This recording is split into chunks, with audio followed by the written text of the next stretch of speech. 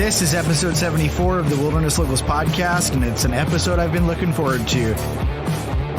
Our guest today leaves the varnish off his words, fears no beast nor man. He's a badass dude. It's my buddy Grizzly. This episode of the podcast is brought to you by Kifaru International, the toughest hunting gear on the planet, bar none. Right now, Kifaru has their Black Friday sale running. It's 20% off on current models of bags and frames, and I think it's actually store-wide. So go over there and check it out.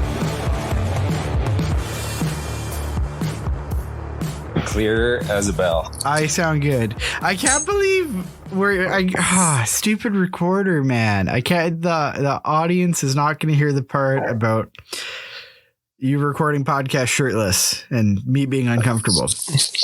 Well, you know, these nipples of mine, they stick out a little more than I expect, and I call them my milk duds because, you know, they won't produce what I thought they would, but they just don't, you know. Yeah. Yeah. So anyways, I just want to make sure that this mic doesn't rub against my shirt. I get it. You know, I get it. That's a good call. And the folks at home will appreciate it. And I'm glad this isn't a video podcast. That's great. Yeah. That's better for the both of us. Absolutely. Oh, so you were out killing geese with Mama.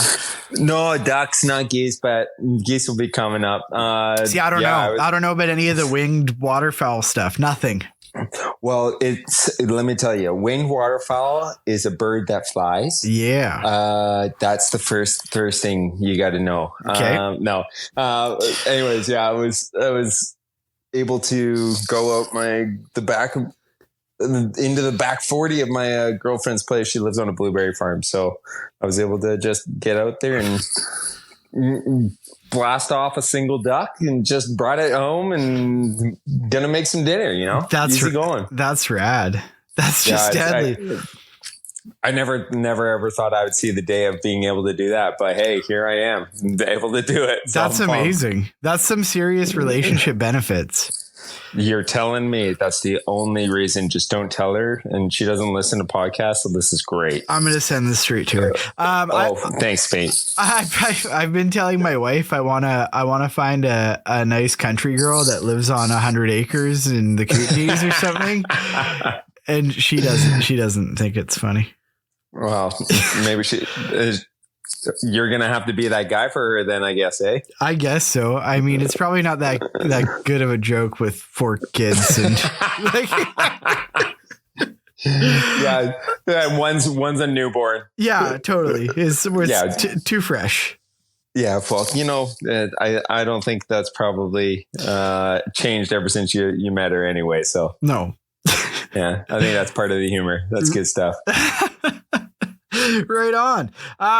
Well, let's get into this thing and let's tell everybody who you are and what you do. And the man known as Grizzly. Awesome. Yeah, no, people know me as that. And my name's Justin. Shocking. Shocking. Oh my gosh. I got that name out of, I don't even really know how I got that name, to be honest, but from my recollection, it's from, I go pretty much balls to the wall on things, whether it be hiking a mountain, crossing a river, or sleeping under a tarp in minus temperatures. And that's all I got. And it's good enough kind of deal. So yeah, that's kind of how I think I got it. Or it might have been when I was into like jujitsu and wrestling and stuff. And it was always like, if you could last, one round with me, then you probably had me beat. There you go. You're come out, like a grizz. You're a grizzly fella, a grizzly old feller. Yeah, exactly. And then what do I do? I'm just a full-time kind of tradesman. I'm a production manager for a company, and I just do that by day, and then I do everything else adventurous that I can at night or afternoon or weekends or anything possible. I think you're okay. You gotta let me finish because you're gonna jump in when I say this. I'll let you finish. Okay. Yeah, I think you're an influencer without knowing you're an influencer and without any of the social media like upside of being an influencer. Because, dude, people come up to me and they're like, "Hey, you know Grizzly?" I'm like, "Yeah." They're like, "That guy's Instagram is awesome." And I'm not even I'm not making this up. This has happened to me more than once. Well, that's something else. I think you actually nailed it on the head. I definitely don't think I'm an influencer. You're living the life, man. Like you have like your Instagram stories and stuff are just so good, and they make me so stoked. Oh, good. Well, I'm glad. You know what? The thing with the social media, I just do it I actually really enjoy like putting up stuff and making like big long stories or whatever, and most of them I just do with music now, because it's just like, who cares about what I'm saying really or anything. I think it's just enjoyable to be able to take it in, and I'm glad people enjoy it, but like that's all it is that's all I'm putting out for. I don't want anything else. But the Stoke level is a 10 out of 10. Like I watch your videos and I'm like, look at my wife. I'm like, I'm going fishing. She's like, you don't even know you don't know anything about fishing. I'm like, I'm going. I don't care. Whatever he's doing, I want to do. Oh, well, I appreciate that. Yeah, no, I definitely am. I don't know. It's a good thing to be happy and just share that goodness with everyone. I love that, man. That stuff's my jam. Absolutely. I think the world needs more of that, man. The world needs more people that are just like stoked. I mean, there's what's that Canadian chef's name? He's heavy set dude. He's all tattooed up. Please tell me you're talking about Guy Ferrari. No, I don't know if he's Canadian. I don't know. I'm talking about Matty Matheson. Matty Matheson has a book that's called Dead Set on Life. And it's like the best title for a book ever. Like you're just stoked. I'm stoked on life. I'm dead set on life. And like whenever I watch your Instagram, you're just so happy and so stoked. And I'm like, this is the best. We need more Justins, more Grizzlies. Well, I'm honored. I just am being myself, going full blast. That's all that matters in the world. So there you go. And you've had a killer season, but before we get to your killer season, I want to hear about how you grew up and how you got into hunting. Okay. Holy smokes. I think we've had this conversation offline, I think. Probably. Yeah. Truly, probably. I got into hunting through my family. Mm-hmm. I wasn't always into it. My dad worked really hard to kind of put all of us kids through schools and you name it, things like that. So Mm-hmm. he wasn't too much of the influence for that, except for fishing. I really got into outdoor with fishing with him. Yep. Like river fishing, lake fishing. I grew up on every summer I got a family cabin up by 100 Mile. So I grew up there. And Mm-hmm. then on top of that, the hunting side of things kind of took off with my uncle. My Uncle Jim, he gave me a call when I was 14 years old after school and asked me to come up on a long week. It was actually November long and go hunting with him. I had my license. Old Uncle Jimmy. And I was shooting grouse before then, but never got into the whole big game thing yet. And 14 years old, I took my first buck with him, and kind of life changed from that moment on, whether it be staring down, looking into the eyes of an animal taking its final breath, or putting in hard work hiking hills, or Mm-hmm. I even got lost on that trip. We got lost, me and him, but he left me alone to go find camp while I sat there in the dark. And so there was a lot of first experiences, and that was just a wild ride. So that's so awesome, dude. Yeah. And then from there, now it's all I love doing is getting out and adventuring, whether it be fishing, hiking, camping, hunting, obviously, Mm-hmm. and pretty much anything else under the sun that I can do. So sweet. So sweet. Yeah, dude. I love it. It's the best. And so growing up hunting, you've probably had some standout hunts over the years, right? Definitely, yes. I would say I've gone through a bunch of different type of hunting. Like started with my Uncle Jimmy, going for just once a once a season doing an outdoor hunt with him, like camping in a wall tent and going after muleys.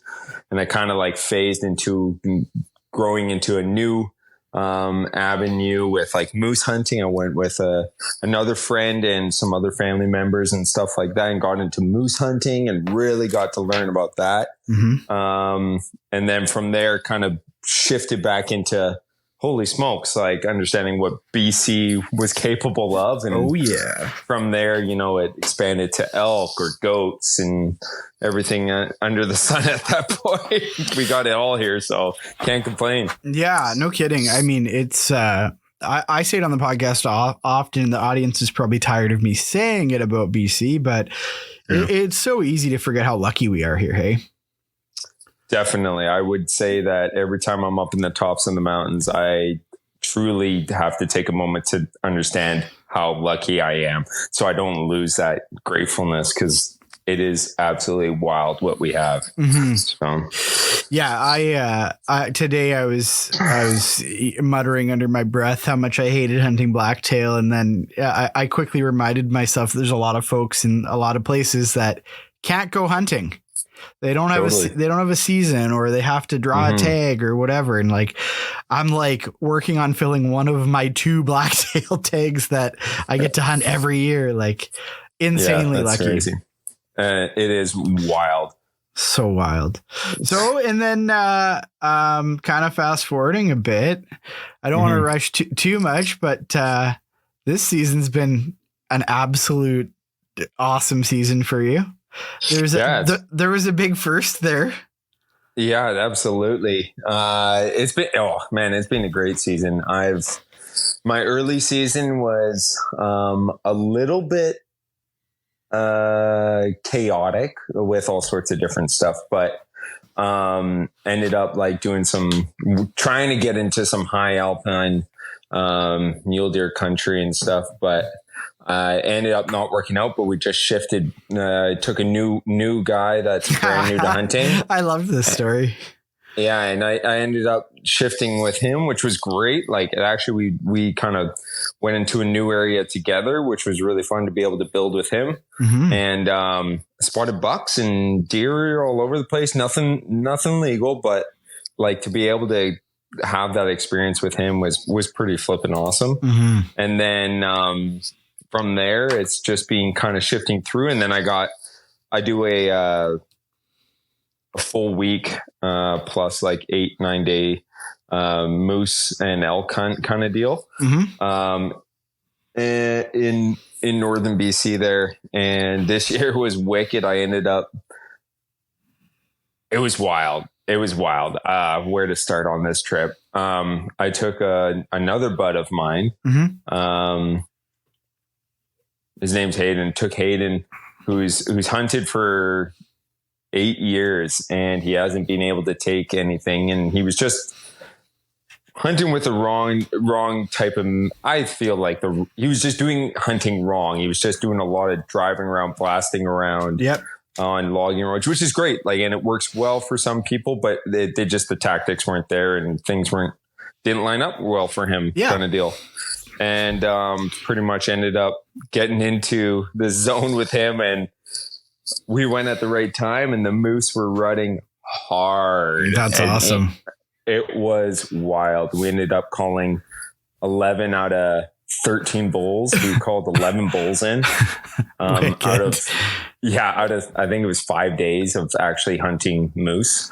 We were hunting elk and stuff too. So actually, like, physically hunting moose, putting time in on them was I think 11 bulls. So it was wild, to say the least. And then just ended up being able to get him on his first bull, which was, man, I could talk for ages on the experiencing someone else's first like time, or like the hype, or just it brought me right back to even like my, being 14 years old and looking down that moment of looking into the eyes of this animal letting its last breaths go. And, he got to have that. And I felt really fortunate to be that guy in person with him. Yeah. And not talk him through it. I actually just stayed quiet. And all I asked was like, it's quite something. And he was like a little bit in shock, and I was just letting him kind of soak that all in, but got that out, put that on our backs and quartered the moose and had to hike them out, which was sweet, and took us 3 trips around.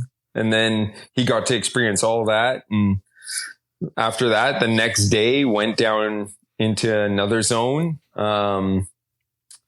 And where I am, like I have all these really nice like draws and fingers and stuff like this. And I just kind of know I've hunted it quite a few years, and I got a really good feel of like where they like to be, where they definitely don't like to be, or what's so nasty that like they might be in there, but there's no way I'm going to get a shot through that mess or things like that. Right. So I kind of have these nice little pinch points that I can filter through, as well as like where I can cruise easily and be able to get in on them. And especially when it's rutting, it's like get in these zones, start calling, move a little bit, call. All of a sudden you hear these grunts coming in. It's just mayhem. Awesome. But yeah, anyways, I ended up taking my first bow kill. Yeah, boy. It was freaking sweet. Man, it was unreal. You got to walk us through it. Okay. Well, let's go there. Let's go. It was 2021. I'm ready. Set the stage. Let's do it. It was a beautiful day, man. Started the day with like a beautiful autumn beauty, gold poplar trees with like a mist coming through, coming up the valley. It's on my Insta. Like, it's just absolute gorgeousness. Like, basically the best day of your life at that point. Absolutely. At that point, I was like, meat was already in camp. I'm already a happy guy. And I'm just like cruising with my bow, and Hayden's got the rifle, and I'm like, well, hey, if we get in on moose, sweet, but let's go look for elk, and like, let's try and get him on an elk now. Like, I don't even care about moose. We got moose hanging in camp. This is fantastic. Moose are big. Yeah. I'm like, we're eating good already. So anyways, we're cruising through, and I'm actually bugling. And I'm just getting no answers. It's just pretty quiet. And it was, by like midday, the wind picked up big time, and it was just a lot of mayhem. And I'm like, okay, they're hunkered in, and they're not coming out. They're not playing today. Yeah.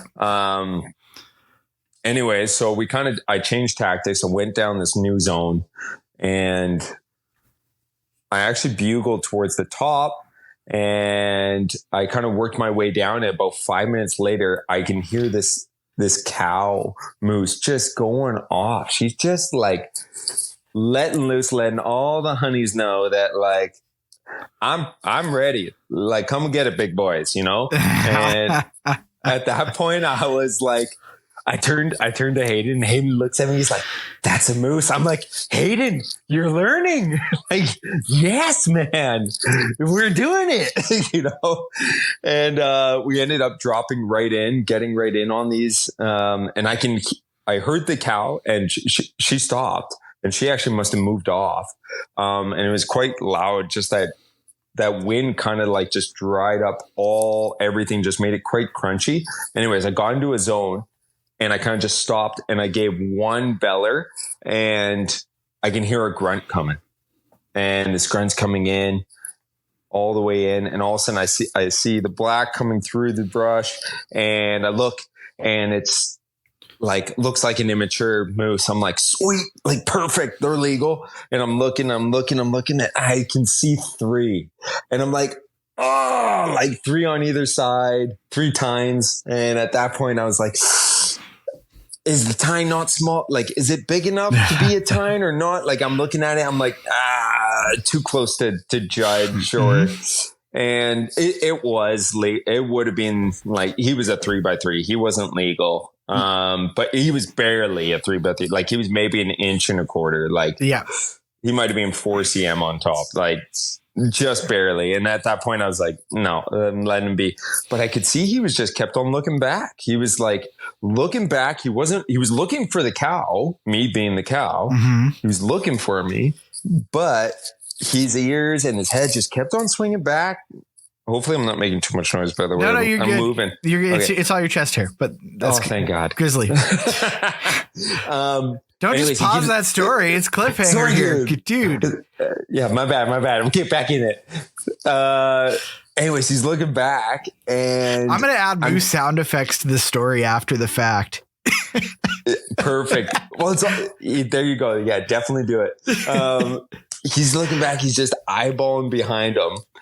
And I'm like, there's another moose in the back. And I don't make a noise. He's sitting at 30 yards. I could have shot him all day long. And he stood there for about 5 minutes. And he's just keeping his eyes behind him. And he obviously hears something, but like, I don't hear it. And then in behind, I see this paddle. Like, I just see like the white flash of the paddle. Oh, yeah. Kind of deal. And I just turned to Hayden and I'm whispering to him like, big bull coming. I'm like, he's definitely bigger than, like, I can't really see. It's all through brush, but I'm like, he's a big bull. He's got a great paddle on him. I'm like, don't move. And I even in the video, I did, Hayden was videoing everything and he's like, wanting to see it, and I'm just like, Hayden, don't fucking move. Like, don't move. At that point, like, Hayden got the hint. He's like, I'm not moving. And this bull comes right in. He stands there, and he's so focused on the little squirt, which was so nice. Because he's like, listen, bub, like, you're way out of my league here, or way under my league. I'm way out of yours. Yeah. And you just need to bugger off. And so he comes in swinging, and he's just like nice, doing his nice walk, grunting through, but he's got these nice subtle grunts coming through. And he literally pushes that bull, that little guy, right out of the way. And he stands right in that bull, like literally foot for foot, almost right in the shooting lane. Spot. And I'm fully drawn at this point, and I'm looking right through, and I got one little 8-inch square at 30 yards kind of deal. Yes. And I'm looking through, and you know, it's crazy adrenaline, because I just was like, any other time I must have been holding, like, felt like I held the draw for a minute. Oh yeah. And anytime I'm usually doing it, I'm usually shaking, like when you're practicing, but when the adrenaline's going, I was just like, nothing to it, man. I'm just like holding this thing. You're like, I can hold this 70-pound bow all week. Let's go. I was like, I actually, when he was like over more, I was like, I should probably let off and just like regain my strength. So I started letting off more, and I wasn't letting off. So I was like, okay, well, I'm good. I might as well just keep holding. Yeah. Anyways, he stood right in that bull's little spot, found that little 8-inch hole, and I just punched it right through there. Nice. And it had that beautiful thwap sound. Yeah. And he actually jumped the string just a bit, and he lurched forward about 2-3 inches. Oh, he heard the bow go off? Yeah, like he definitely heard it, and he took off running. And I immediately turned to Hayden, and I'm just like, my knees are giving out, and I'm trying not to faint. Like, it's like this whole, like my adrenaline's just pumping through me. Good. I'm that guy that gets the shaky leg for sure. Yeah. But this one was double shaky legs. Like, I was just trying to keep myself from like collapsing a little bit. Anyways, we let him sit for all of 30 minutes / 3 minutes, really. Yeah, it's like, oh, dude, that's the hardest thing in the world. Like post arrow sit. Ugh. Yeah, dude, I told him, it's like, this is a bow. I know I made a good shot, all this different stuff. I'm like, he's not going to go far. Feels good. Blah, blah, blah, blah, blah. I'm like, okay, we got to sit for 30. Literally 3 minutes later, I'm like, blood's drying up. We got to go. We got to go now. Like, really? I'm gone. Like, just like every fiber in your body is like, go. Oh, yeah, dude. So anyways, I started trailing this blood, and I blew him out of his bed. He laid down, blew him out of his bed. He took off running again. And I ended up seeing all the blood. The blood looked really good, super frothy. Yeah. It was a great shot. I was really happy with it. I'm like, okay, awesome. He is going to die. Like, this is a good thing. Yeah. And if he stops running, he'll die. Yeah, exactly. Now that I blew him out, if he stops running, we're good. So I actually pulled up my phone and started checking things out. And I saw there was like a bend in the river. And just from past experiences, you know, moose, they're going to go to the first safe place that they know. And standing chest deep in a river is 10 times easier to stay away from predators than trying to run through a bush. So yep. I was like, he's heading there. We're just going to let him sit. Hopefully he doesn't die in the river, and who knows where he goes, kind of deal. At that point, we did take a little bit of time.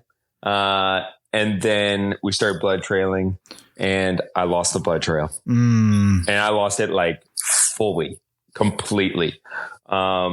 So much so that like I did the 100-meter grid and I could not find it. I could not pick it up, and it was bad. I was so worried then. So I got back to where he bedded and followed the blood, and then it disappears. And then I just had to go off a track.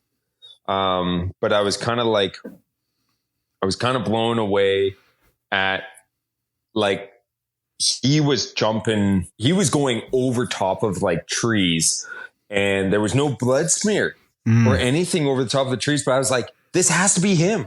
No moose is going to blast over these trees and like tear through these. Like, this has to be him. This can't be someone else. Even though there's no blood, like, I just got to follow these prints, and they're nice big prints. I'm like, I'm just going to follow. So followed it, and got to a point. All of a sudden, Hayden like is behind me and maybe like 10 feet. And he's like, blood. And he just like picks up one tiny, you know, the size of my finger, like little pinky fingernail, little drop of blood. And then at that point I was just so relieved, because I was like, okay, I'm on it again. Yeah. And all of a sudden there's a little more and a little more and a little more. And all of a sudden, like, we're following a game trail. His prints are super evident. Yeah. Blood trails. Again, he must have opened it back up. And I came out and I could see just this brown hair right on the river's edge kind of deal. And I walked up fully drawn. He was totally done, and turned out to be my biggest bull of my life. That's so I'm awesome. a happy guy. First archery bull, biggest bull, man. That's wicked. Yeah, it was pretty amazing. I was so sweet. He turned out to be 52 inches wide, and awesome. I couldn't be more stoked with him. And it's like, even a bigger thing on it is I don't know. I feel like I got broken into last November. Oh no. And they stole all my antlers. What? So all my moose antlers, my big bull, my first big bull that I ever got. Are you serious? All gone. My first big bull elk, you Why name would it, somebody everything steal gone. antlers? Dude, you're asking the wrong guy. Right. I don't know. That's insane. Like, take my MacBook. I know. I was pretty chapped. And I was like pretty devastated. My wolf hide, you know, that's gone. Everything. I was pretty chapped. Anyways, this I felt was like, I don't know, a little bit of redemption, in a sense that, like, I lost all my previous antlers and I just got the biggest bull with my bow. And I don't know, I was ecstatic. I was crying. I was happy as a fucking clam. I was just jiving. That must have been so great. I remember in the summer we were talking archery, and you were kind of you were how do I say it? You were like on the fence about where you were at in archery, and we started talking. I was like, you know what you're talking about. Go kill something. You know what? I am totally the guy, dude. I am the guy that I don't know two shits to the wind for this stuff, dude. Like, I'm like, I went to a guy and I said, hey, set me up, like, hook me up with this. And I don't even know if these are the right arrows, but I think they are, you know, kind of deal. And I kind of just used them from past buddies and whatnot. And put on what I felt were good broadheads, and went for gold and paid off. Yeah, you know, man. And I was happy as a guy.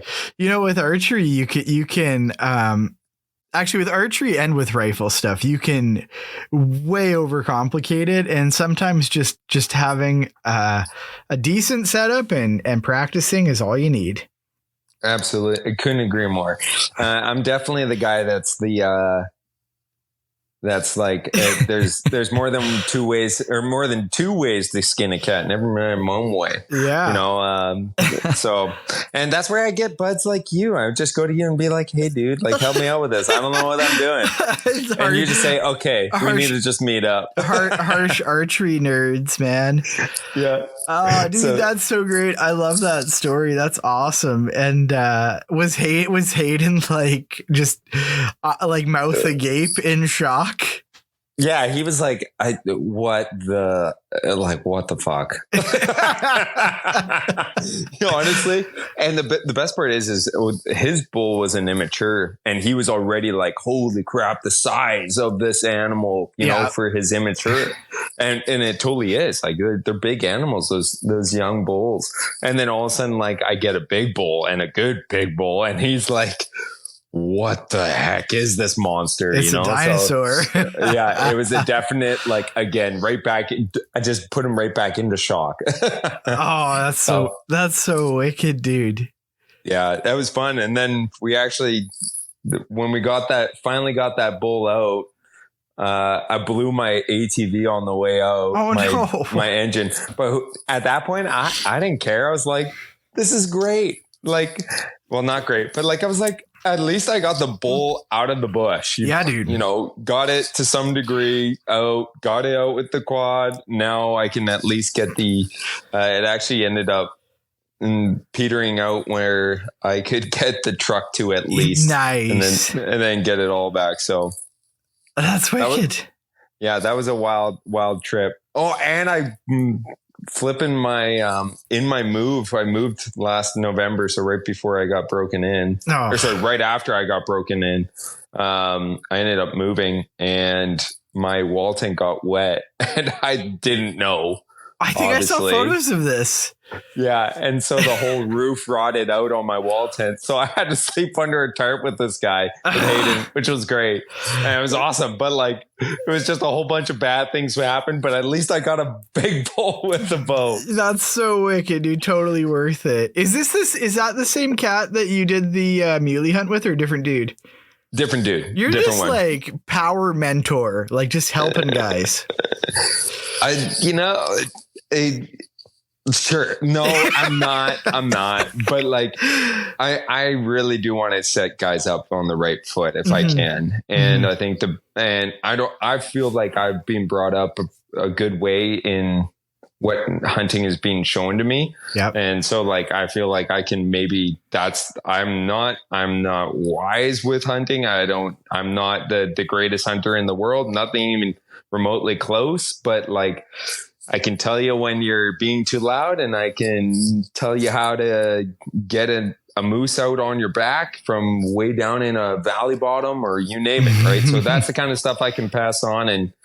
And I definitely do firmly believe in building mental capacity and your toughness on that. And I hope to push their buttons just a bit to allow them to realize that they can do more than what they think. So yeah, that's me in a nutshell. I mean, it's the truth though, man. Like how often is it that the hunt is, I mean, more than 90% mental, right?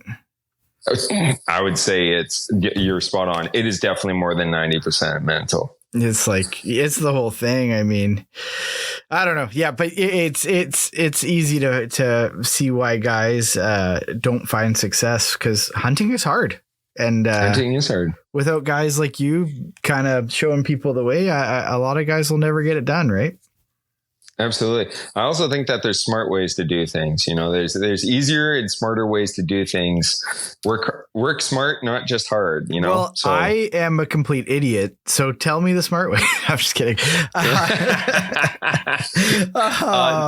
Number one, work hard. Number one, work hard and never give up. Truthfully, yeah. If you want to be at the top of that mountain and you thought it was a good idea and it seems hard to get there, well, just realize it's like, well, no, I got to get there. If they're there, I got to be there. And then just make the choice and go for it. Whether it takes you 12 hours or 4 hours, it don't matter. Oh man. So like when I was, I don't want to say when I was first, I don't know. One of the first real backpack hunts that I did with Ronnie there. Yeah. He just spent like 4 or 5 days just trying to break me. That's great. Ronnie's my type of guy. It's mentorship in a nutshell. You know, it's like, how far can I make Ty walk every single day? That's fantastic. And that's what we did. So it was good. That's freaking awesome. But now look at you.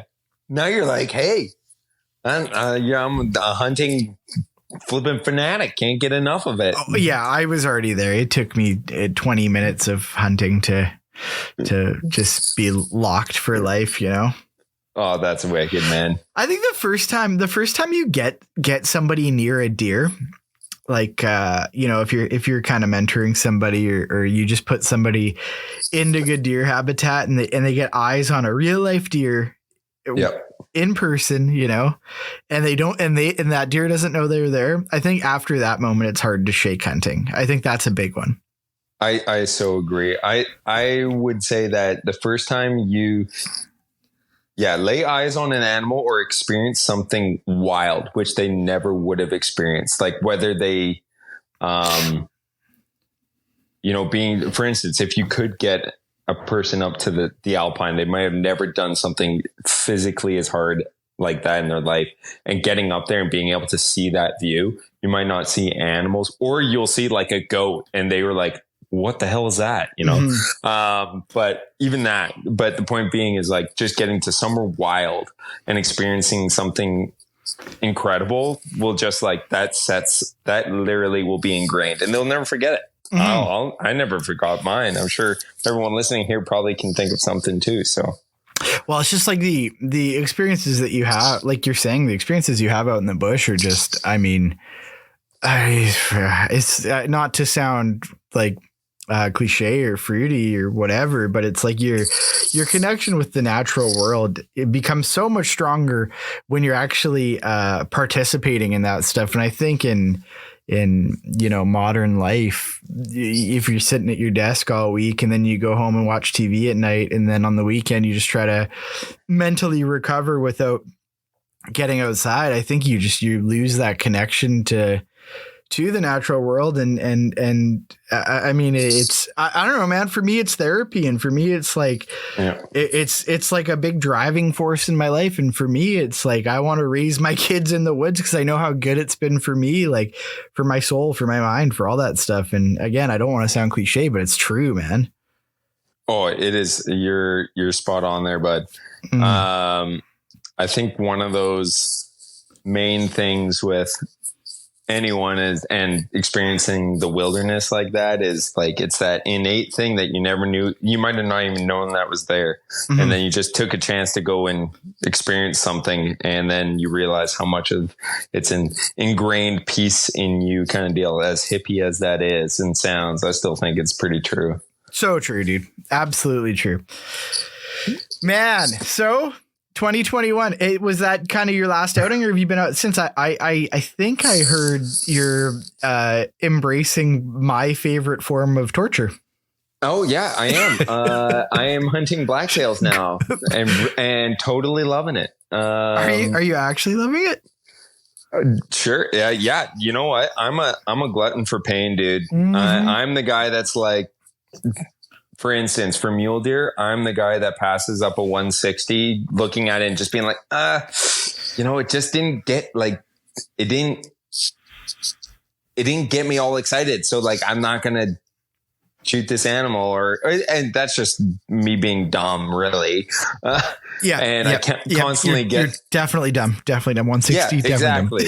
Dumb. Exactly. Like I get ridiculed all the time for it, but it's just like, sometimes it's just like, I didn't even hike a mountain today yet. Like, why? How can I shoot this thing by coming like 5 minutes in or 20 minutes into the hunt? Justin, yeah. Next time you find out 160, 5 minutes into the hunt and you don't want to shoot it, just let a brother know. I'll be right there. Oh yeah, no, I feel you, bud. Don't worry. I have also definitely learned my lesson, because on that hunt in itself, that night, the one I'm thinking of, literally I hiked out of this little drainage. We were camped in the bottom, hiked up into the top. I hear this like crashing of antlers, and I look over and there's this nice, like pretty thick, like 4x4. He's not super wide, but he's tall and he's like just mass, walking right towards me. And I'm like, man, that's a nice looking buck kind of deal. I'm like, oh, but he's inside ears and he's not, but he's thick, he's massy, you know? And then all of a sudden I look up, I'm like, man, who did he lose to? And I look up and there's another buck that's up top that's now hounding the does. And he's like that 160 I'm talking about. Yeah. And he's beautiful looking. I'm filming him and I'm literally 15 minutes from leaving my tent, and I'm looking at him like, well, this is going to be a great day. Like, I wonder what other big bucks are going to come out. And I literally I let this buck walk away, and I'm filming him. I'm like just filming him away, and some other small bucks come between me and him, and he's sitting at like maybe 250 yards, 200, like no problem. No. Could have shot him all I could have shot him for at least a half hour, but he's slowly moving up this mountain. And then by the time he gets out to about 650, I'm like, you know, that's a really nice buck. I should probably try and get closer and shoot him. Like at this point, it's definitely too late. Yeah. And sure enough, I go to try and go and find him, get closer and find him. I lose him. And then I never gotten a shot on an animal. Didn't see anything close to even that size afterwards. You know, I was just like, yeah, okay, well, you know, that was cool, I guess. How else am I supposed to look at this? And the best part is like that massy 4 that I saw was like, oh, great buck too. Like he might not have scored big or like scored a lot, but he was like thick. He was a thick brute. I like those cool old tall bucks, like the timber kind of looking buck. That's one of my favorite looks, you know. For sure, man. I feel you there. Now I do even more so.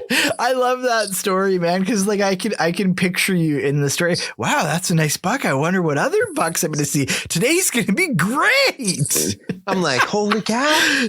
I'm stoked. I'm looking at 15 deer. 2 bucks are great bucks. There's a couple little squirts around here. When's the real monster going to come out? And I'm like, you freaking idiot, you know, like the classic. Anyways, that was actually a wicked hunt. My buddy did end up shooting a decent 4 on that one. I can't remember what it scored, but it was a beautiful 4. But like, that wasn't me. It wasn't me that shot it. Yeah, man, I love that kind of stuff. Those experiences though, like I'm never going to forget that. You know, I put that one in my pocket as like, you're an idiot, but like, it'll still be in my pocket as like, that was cool. Like, which pocket is in the cool pocket or the idiot pocket? I feel like I had to rip it in half and put it in both. I can guarantee thousands of people will hear that story and everybody will have the same big old grin on their face that I do right now. Yeah. I know I'm not the only one that has experienced this either. It's the classic, like, take the animal, or what is it? Don't pass up what you would be happy with on the last day or whatever it is. I can't remember it. I think it's Don't pass up what you'd be happy. Don't pass up on the first day what you'd be happy with on the last day. There you go. Thank you. That's the one. That was basically my 2020 elk season in a nutshell. Oh, was it? Oh man, that's a rough go. Yeah, Listen to me. Here I am saying like, oh, that's a rough go, and here I am experiencing it like a total like hypocrite. Yeah, no, it's. I think I said this on a podcast recently. Is like you hunting. Actually, maybe we're talking offline. I think I was talking to Barklow. Maybe. Anyways, doesn't matter. I was saying how hunting is sort of like in modern society, hunting is like a kind of make your own adventure. It's like paint by numbers in a way, right? But you choose the skill level, you know, like if you just want to go and shoot whatever, you can go and shoot whatever. If you want to go and try to really challenge yourself and best your last deer or your elk or whatever, bear, you can do that, and you can make it as challenging as you want, right? And that's I think that's why some of these hunts are so meaningful, man. Like, absolutely. Like, you know, if you go back to that place and your goal is to shoot a deer like you saw that time, like that's going to be real hard, you know? Oh yeah. But like it's a choose your own adventure. Now you can fantasize about it for years until you get back there and go try to get her done, you know, and it'll be, when you finally do, it'll be all that more meaningful. Absolutely. Yeah. Last year I shot at the biggest buck I've ever seen, me personally, like seeing alive. Yeah. Biggest buck I've ever seen. I shot at him 3 times and I had the worst buck fever, shot over him, under him. I don't even know. Missed him all 3 times. And I literally watched him like walk away and I was just dumbfounded. But at the same time, I was like, well, I know they're big deer in here and I'm going to be chasing big deer in here from this point forward, kind of deal. Cool. Which is wicked. Like I definitely like was so disappointed in myself. I was chapped. I like had to like mentally like hold myself and be like, you suck so bad. But at the same time, like that was pretty wild, pretty cool. Don't screw it up next time. Like kind of deal. And definitely like it was wicked. And now like I am definitely looking for those big bucks. Not even just after that, but like knowing that there's big bucks in that area, like now I can expand on it. I can be looking. I actually this year I had a chance for at one, but I was probably he was 170s plus, but I didn't get a shot off on them, but like I know they're in there, you know, like I can now comfortably be able to work this area. And I'm happy not shooting one if it means that like I don't find the big one that gets me excited or gets me like right riled up looking for that big old stonker, man. Mm-hmm. So here I am, like I'm going to try and I don't know, maybe this weekend I might, depending how the rains go here in the lower mainland, if they don't all become landslides in the next couple of days, I might shoot up on in there for one of my final hunts here kind of deal. Yeah. And just see. Otherwise I'll be chasing blackies. You betcha. Man, back to the create your own adventure deal. It's so true, man. Like I've been, torturing myself on blacktail because there's one specific deer I'm trying to kill and I know he's there because I saw him today after dark. There you go. That's awesome. And Flip, man, you're probably not gonna stop now. Like that's that's instilled on you now. You're like, well, I was having this conversation with my buddy today about how like I really want to get something on the ground with the stick bow, right? I have this goal. I have this goal of killing something with my stick bow. And I also have this goal of killing this mature, nice blacktail that is in my favorite spot. It's not the best spot, but it's my favorite spot. And this deer has quickly become my favorite deer. He's the deer that I want to shoot. Right. I've your pride and joy. Oh, dude, I've watched this deer for, I think 4 years. Oh, that's so cool, man. And what a romance. That's dope. Yeah. And so I'm like working on this deer and I was saying to my buddy, like, man, I've had chances like, I think, what day is it? It's Wednesday. I think I've had chances Monday and Tuesday for like the deer yesterday was meh, whatever, you know, young deer, but I could have killed him with my stick bow, right? That's a different goal. And then the deer that I was in on a Monday was a little bit better than the one on Tuesday. But again, it's just, you know, I'm like trying to scratch both of these goals at the same time. And it's like, I was saying to Wasey on the way home tonight, and he's like, man, just keep at it. You'll get him. If not this year, next year, keep at it. Right. It's like, you know, the challenge of having a goal. So good. Absolutely. I think personally, that's vital. For some people, a goal might be like, I want to get a deer down this year. I've been hunting deer for muleys for 5 years. I want to get one down, and don't matter like what size of buck.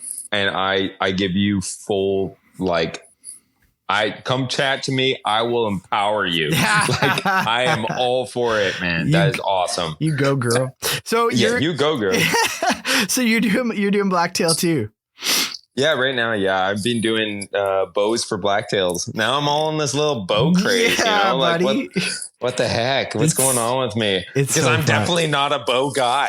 You will be. Here I am. We'll go shoot in the summer, in the spring and in the summer. I'll have you out here, and we'll do some bowing, and then it gets in your blood, dude. It's actually pretty. It's just an added challenge, and truthfully, like it's really enjoyable. Like, especially after shooting that big bull, I just realized it was like, oh man, like in the moment, like I was really calm and good to go. Like, unfortunately, like the year prior with my rifle, I couldn't shoot a deer. The biggest deer I saw had buck fever. Mules. I was actually chatting with Nolan just yesterday. We were doing a pod for the journal there, and he was like, "Dude, I just get full buck fever. Any buck, don't matter." I'm like, "Man, me too. I shot a big bull with a bow, and I can't even like handle a big deer. And I've seen so many big deer. It's just like, oh, it's just funny, but." I think I can.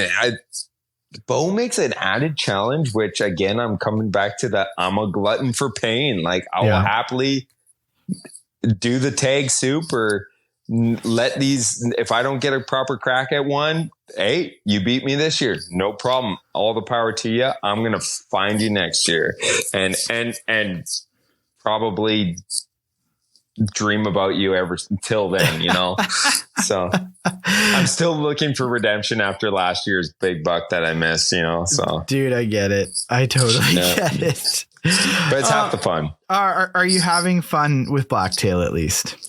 You know what? I am. Like I said, this is, at least I don't have to climb, like 1,200 meter elevations right now, so like, and even then, like, I really enjoy that kind of stuff too. But truthfully, I'm lucky enough. It's close enough to home. I can go out for a morning on a Saturday if I really want. I don't have to drive to Timbuktu to get into these different zones and plan out a whole weekend. It's one of the, I feel very lucky as a lower mainland to be able to be right on the coast, to be able to attack these different, these extremely hard deer to get, but like, I'm able to go do it in the morning and still have my whole day. I could literally go, for instance, I could go to Chehalis or something like that.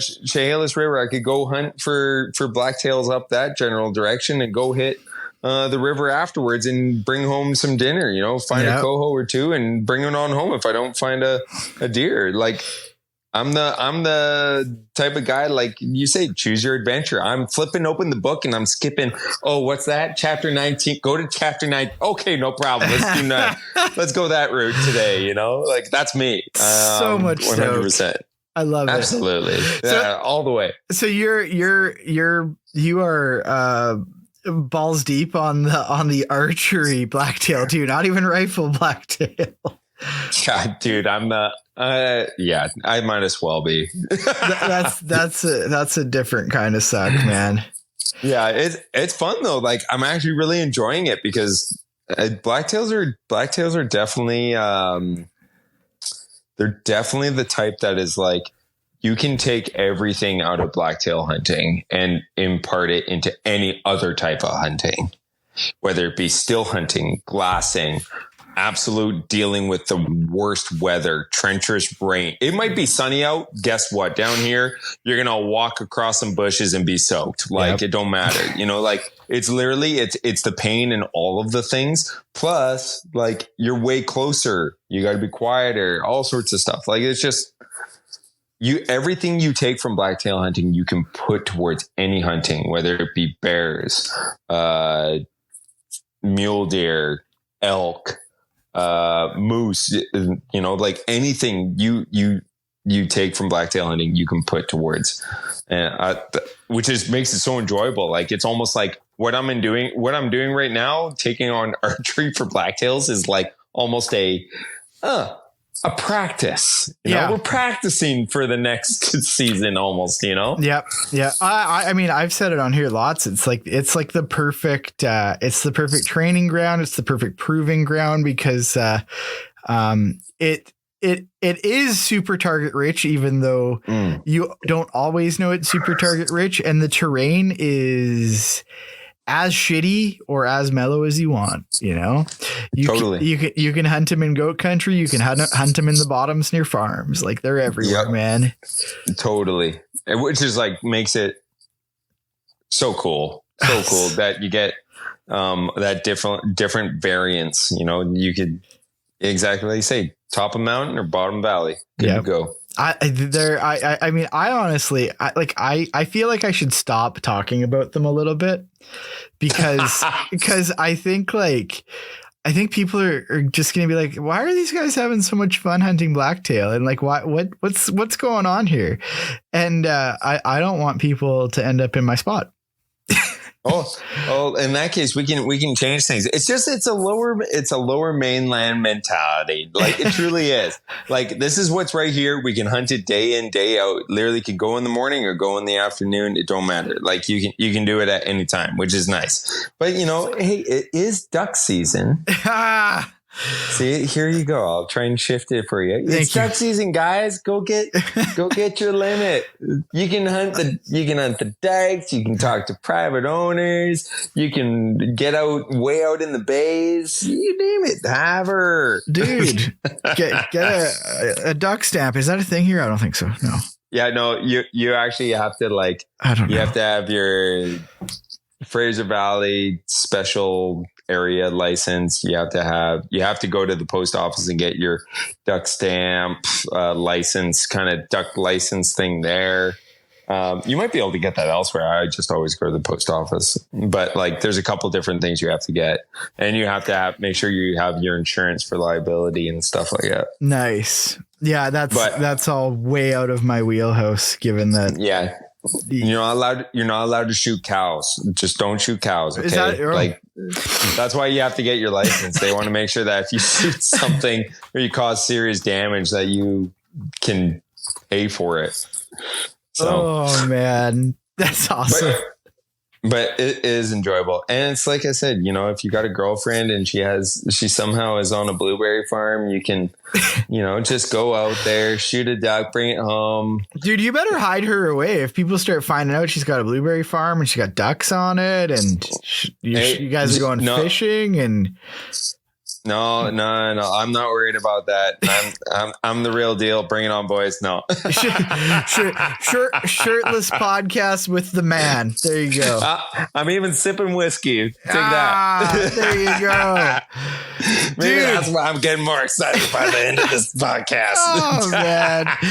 You know, this is for people listening to this. I actually kind of forgot we were doing a podcast, and this is how our conversations always are. So I thought you just called me. I never knew we were doing this stuff. It was too good. But yeah, man, no, it's duck hunting's a good time too. So, but anyways, yeah, what's nice about BC is you got so much variety from like whether it be you got your mountains, you got your coast, you got desert areas, you got, you know, the world's your oyster.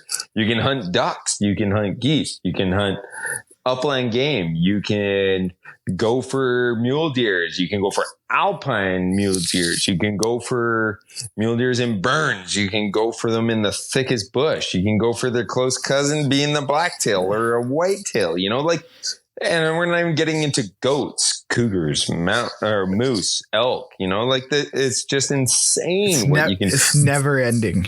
It's never ending. And it's not just about the animals either. Like truly, like the best thing about this place is it's so fast and there's so many different terrains and different temperaments that you get to deal with, that it just makes it like these climates that you could literally be within 4 hours of driving from where you are. It's just like, it's mind boggling to me. And almost feel bad, pity on the rest of the world that doesn't get to experience something like this, you know? Oh, it's wild, man. I say it all the time on here. We couldn't be luckier, man. We have so much opportunity. It's insane.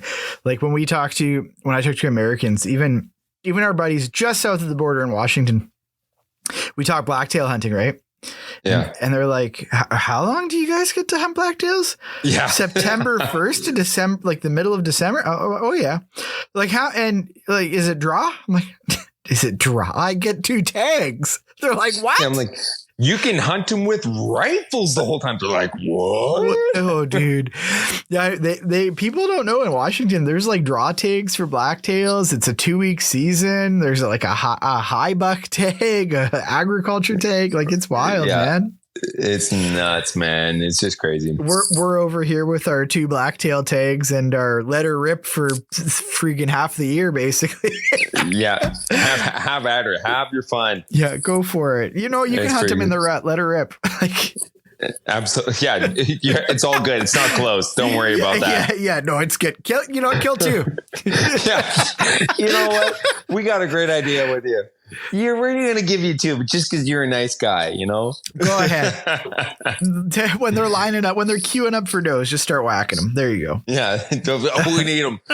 They're eating everybody's blackberry bushes. All right. So we need you guys to start doing a little bit of calling here and you're allowed 2. Oh man. Yeah. We got to not talk about blacktails. People are going to start getting in on them, but I'm stoked to hear how it goes for you, man, and hopefully you get another arrow off here.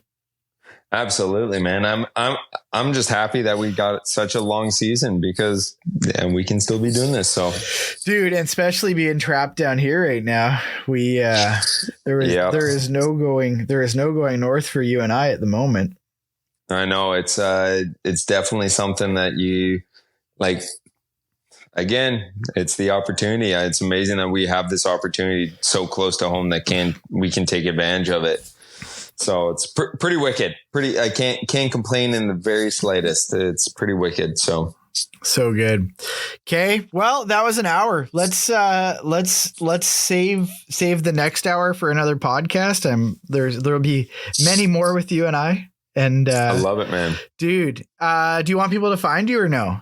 Do you want to be a mystery? Oh, sure. Yeah. No. By all means. Like I said, I'm an open book. Like I'm easy going. Not that I know anything or I definitely I do not know much, but like I'm happy to help out in any way. I appreciate trying to put people in the right foot forward in a sense. Absolutely. So your Instagram is at Grizzzzly with 17 Zs. Yeah. 17. No, it's just 4. Okay, just 4. Who has regular Grizzly with just 2?